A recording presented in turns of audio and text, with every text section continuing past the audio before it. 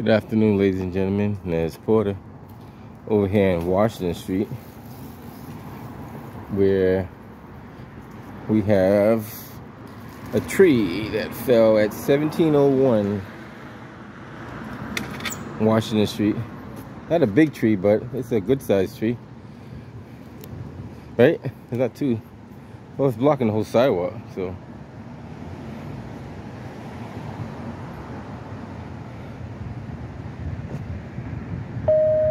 I guess the city of Boston will be responsible for it,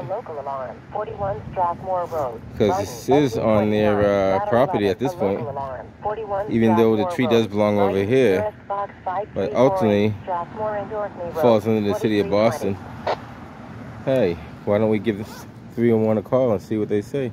See how long it takes them to remove that tree. If they do it today or they do it tomorrow, we'll find out. And it looked like a small apple tree.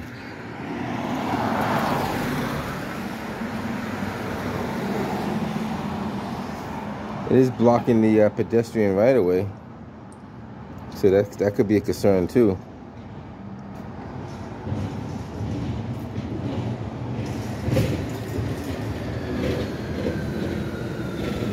And I guess those apples are edible. Are they edible apples? Thank you for calling Boston 311. The city's 24-hour... What's the square outbound? Please hold and your call will be answered momentarily.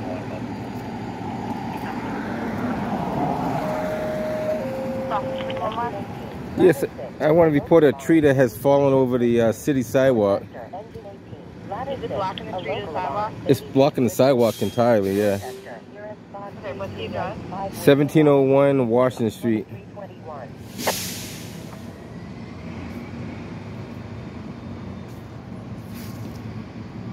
$1701. 1701 Washington Street. That's considered the south end.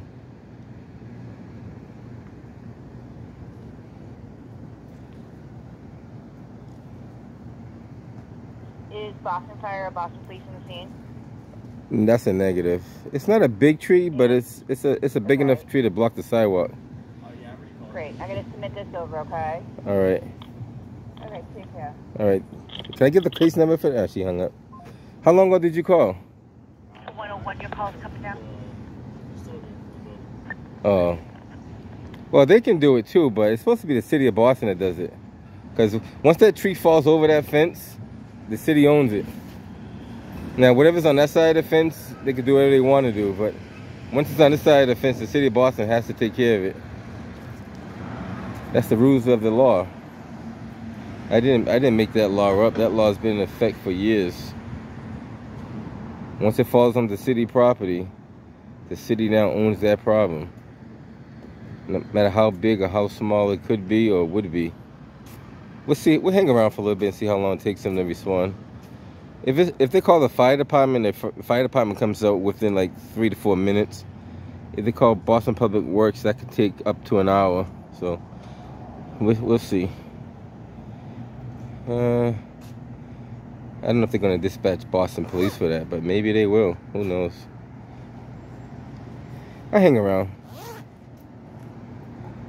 I wonder if are these apples edible? That's the question. I think they are edible apples. They look like they are.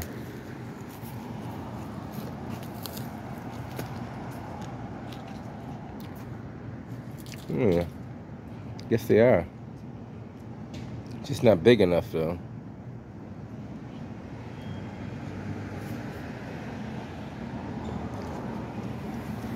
So people have to actually walk around the entire tree. And be careful. Yeah.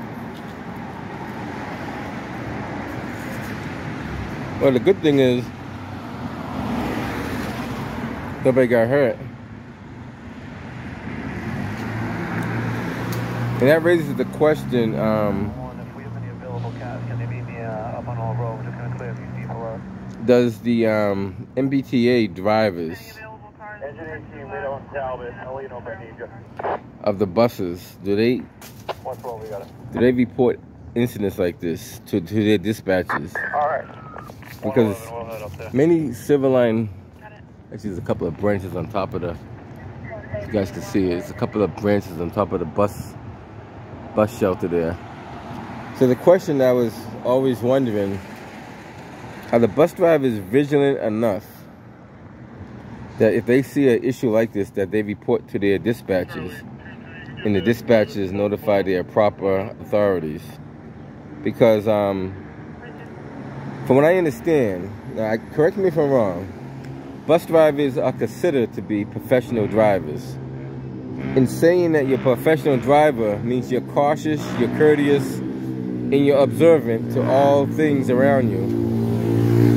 Now, if you're cautious and courteous and observant to everything around you, this is something you should be reporting to the dispatcher.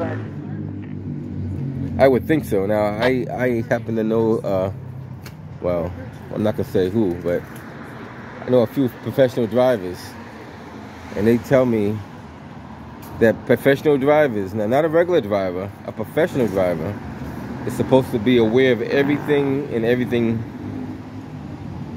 as they're driving. Now, any road hazards, any trees that are potential hazards, any light poles, stuff like that, they're supposed to report it so the next person has a safer and secure route to travel. Now, correct me if I'm wrong. I don't know everything.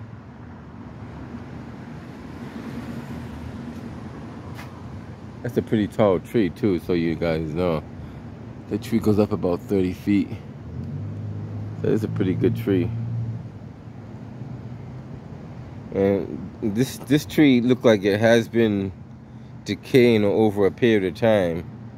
You can see how there's only a small piece of fresh wood. So that small piece of fresh wood was holding that tree to the main trunk. Very little, less than 4 inches of it. And probably the wind or the weight just brought it down. No severe damage, just a little damage to the fence, which is very, very minor. Actually, it's not even that major. It's actually a gate.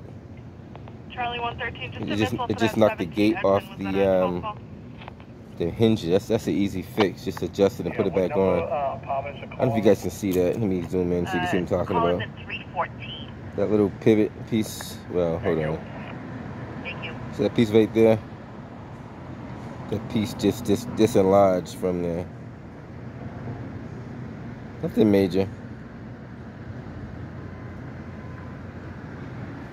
That's actually the gate that you would use to get entry to this area.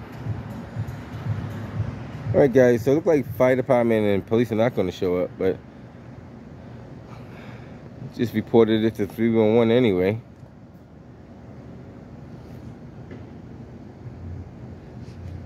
Like I said, it's not that much of a large tree. The largest circumference might be down here.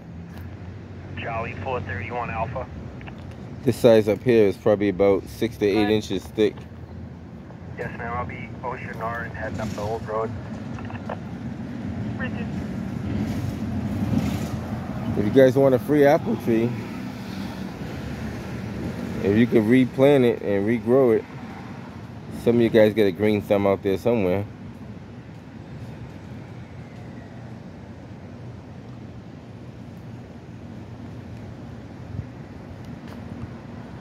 Give you a little bit more footage before I head up out of here. Operations at W1. Right, once again, this is Washington Manor in front of Yes, ma'am, for unknown at the Fam Hotel, 125 Brookline Ave, residence in actually 1701 now it's hung up. Washington Street. It's in the South End. Yeah.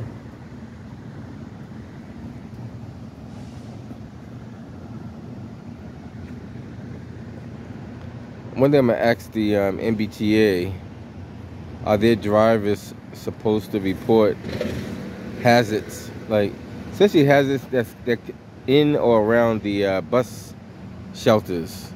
Like for example, if somebody broke this glass, would they be responsible for reporting that to the proper authorities? Or if they saw some kind of spill or something dangerous that's potentially could harm the passengers, would that be part of their responsibility to report that?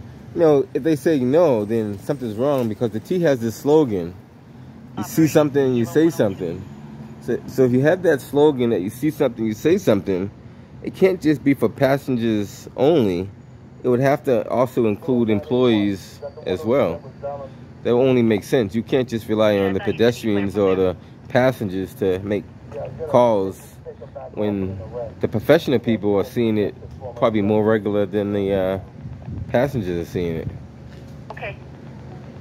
For example, like, not saying they would notice this, but see this piece of glass right there outside of the bus Wendy, you can give the last and station, and we'll take that call for the K1. and on the inside, there's some I don't expect the bus drivers to see that, but you know, they may see it, or somebody may tell them about it, and if somebody tells them about it, then their job is to send it up to the proper chain of authority. That the person was calling from room 729 doesn't know what's going on. All right, guys. I got a button that says push for heat. Okay, we're on the way. One day we're gonna, well, I guess obviously it wouldn't work right now because it's in the summertime. But in the wintertime, we check that out and see if it actually works.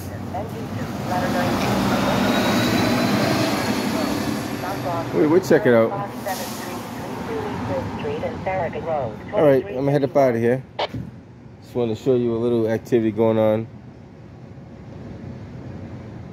Quite a few Silver Line buses passing through there.